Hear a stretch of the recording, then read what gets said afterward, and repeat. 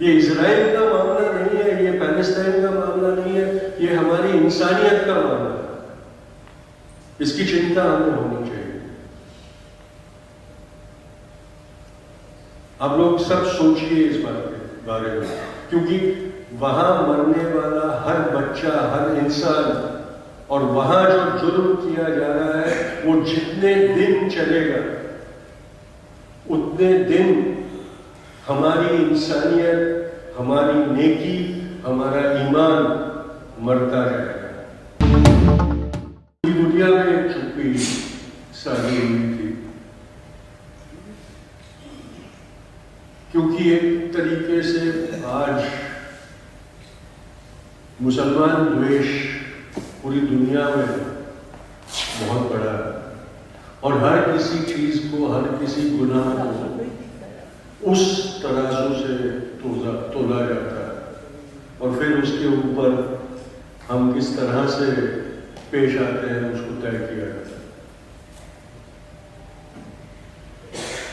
तो ये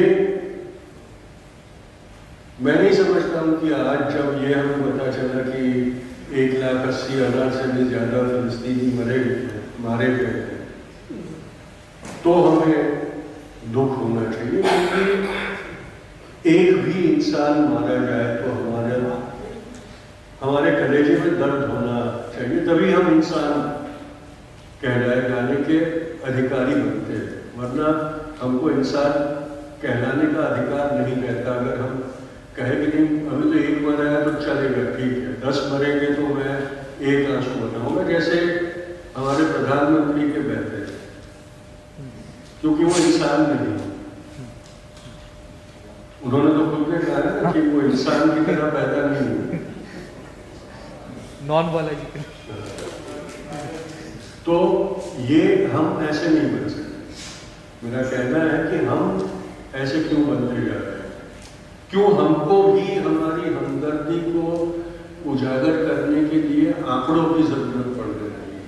ये प्रश्न हमने अपने आप को पूछना बहुत जरूरी है। वो जो पहला बच्चा मारा गया, क्या उसके माँ बाप का दुख 1,80,000 बच्चों के मरने के बाद ही दुख बढ़ेगा, या उनका भी उतना ही गहरा दुख था बच्चे संतान को होने का? तो क्यों हम इस तरह से होते जा रहे हैं? ये बहुत अच्छी बात है। मुझे ये सब्जेक्ट दिया गया था कि मैं अमेरिका में जो और यूरोप में भी जो विद्यार्थी कैंपसों पे विरोध कर रहे हैं इस लड़ाई का, उसके बारे में बोलूँगा, लेकिन हमने आईने के सामने अपना प्रतिबिंब देखना बहुत जरूरी है कि हम क्यों निष्क्रिय हो गए, हम क्यों लाचार हो गए, इतना बड़ा गुनाह किया जा रहा है, हम क्यों इसको सह रहे हैं? ये प्रश्न हमने अपने आप को पूछना बहुत जरूरी है, क्योंकि कातिल जितना बुरा नहीं होता, उतना कत्लेआम देखते हुए भी चुप बैठे हुए लोग बुरे होते हैं, क्योंकि वो चाहते तो उसे रोक सकते। तो ये बात हमने अपने आप को पूछने का वक्त ये है, क्या वो हमारे भाई बहन नहीं है?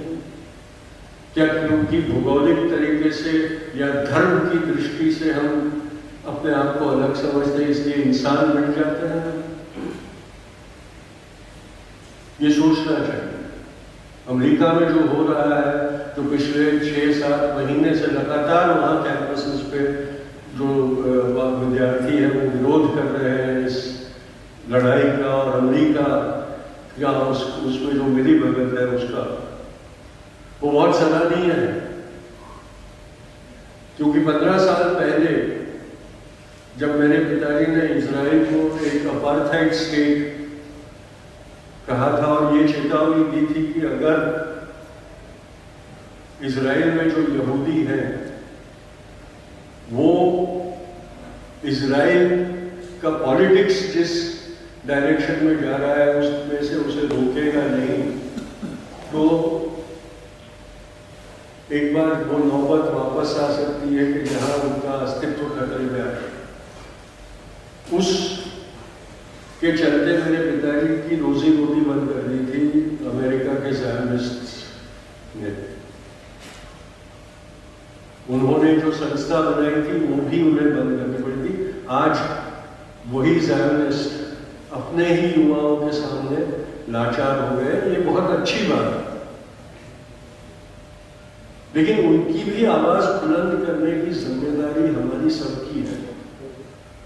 बापू ने 1930 में जब नमक का कानून तोड़ा था, तो 6 अप्रैल के अगली शाम को जब एक कनाडा के पत्रकार ने उनको पूछा कि दुनिया के लिए आपका क्या संदेश है, तो उन्होंने एक वाक्य लिख के भेजा था कि मुझे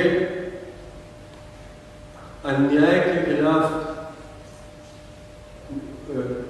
I want world sympathy in this battle of right against might. मुझे दुनिया की सहानुभूति चाहिए सत्य की ताकत के खिलाफ की लड़ाई के लिए। आज वही संदेशक फिलिस्तीन हमको दे रहा है, क्योंकि सत्य फिलिस्तीन के साथ है और ताकत फिलिस्तीन के विरुद्ध लड़ रहा है। सहानुभूति तो हम दे सकते हैं ना, सहानुभूति देने में हमें कोई ज्यादा कीमत नहीं चुकानी पड़ती, पर सहानुभूति का ये मतलब नहीं है कि एक आंख से आंसू टपका के बैठ जाए। अगर कहीं पर भी अत्याचार हो रहा है तो उसके खिलाफ आवाज उठाना, उसके खिलाफ हमारे मुल्क में भी इसका विरोध करना जरूरी है। हमारा मुल्क अपनी राह से भटक रहा है। हमें जिन लोगों ने बनाया, जिस विचार ने इस मुल्क को बनाया, उस विचार की नींव में आजादी थी, और सिर्फ मुल्क की आजादी नहीं, उस मुल्क में रहने वाले हर इंसान को आजाद रहने की जो एक सुरक्षा होनी चाहिए, उस आजादी की कल्पना सबसे पहले हिंदुस्तान में की गई। आज हम ही लोग अगर किसी की आजादी को खत्म करने की के लिए जुर्म किया जाता हो और उसमें हम चुप्पी साधे बैठे, तो हमें हमारे राष्ट्र के नागरिक होने का अधिकार नहीं रहता। ये सिर्फ इजराइल और फिलिस्तीन की लड़ाई नहीं है। मैं तो ये भी नहीं चाहता कि इजराइल नेस्तनाबूद हो जाए, क्योंकि वहां पर भी लोगों को रहने का अधिकार है।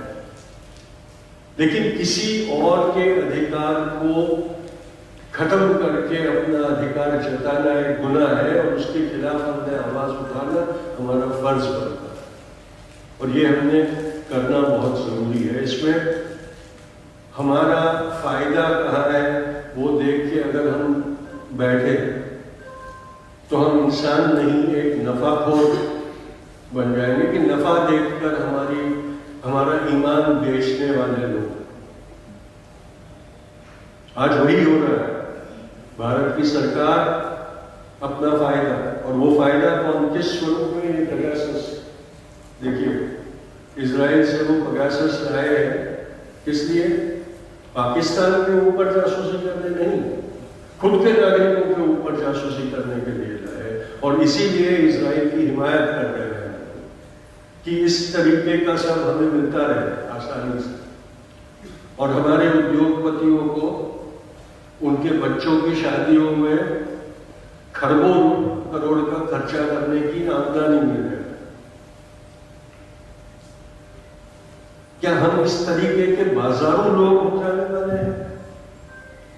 ये इजराइल का मामला नहीं है, ये पैलेस्टाइन का मामला नहीं है, ये हमारी इंसानियत का मामला है। इसकी चिंता हमें होनी चाहिए। आप लोग सब सोचिए इस बात के बारे में, क्योंकि वहां मरने वाला हर बच्चा, हर इंसान, और वहां जो जुल्म किया जा रहा है, वो जितने दिन चलेगा उतने दिन हमारी इंसानियत, हमारी नेकी, हमारा ईमान मरता रहेगा। ये सोचिएगा आप। उसके बाद हमें क्या करना चाहिए इसके बारे में कुछ काम करके दिखाइए। अमेरिका में स्टूडेंट्स कर रहे हैं, अमेरिका का इतिहास है, वहां युवा पीढ़ी ने ही अमेरिका को वियतनाम की लड़ाई बंद करने के लिए मजबूर किया था, कोरिया की लड़ाई बंद करने के लिए मजबूर किया था, कैंपस में ही विद्रोह करके उसकी सरकार को पीछे हटना पड़ा था। वो उनका इतिहास है। हमारा इतिहास सत्याग्रह का है, ये भूलिए मत। शुक्रिया।